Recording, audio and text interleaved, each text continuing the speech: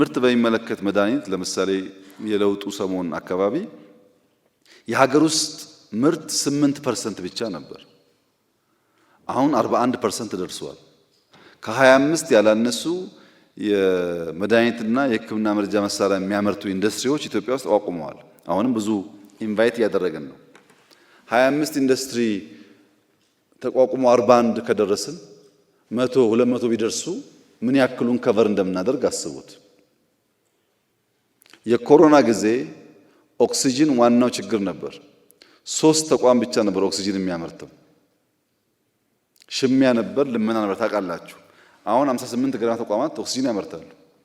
just 3-4 years ከ3 58 ከደረስን በሚቀጥለው ደግሞ 150 200 ብንደርስ እንዴት ችግሩ እየቀለለ እንደሚሄድ አስቡት።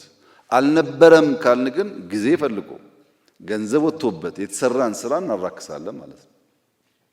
ወረርሽኝ ቀደም እንደሚያነሳው 28 ገደማ ላብ ተገንብቷል።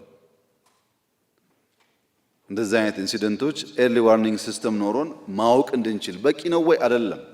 ሲዲሲ ኢትዮጵያ ሲመጣ በጣም ከፍተኛ የመንግስት ፍትጊያ ነበረው።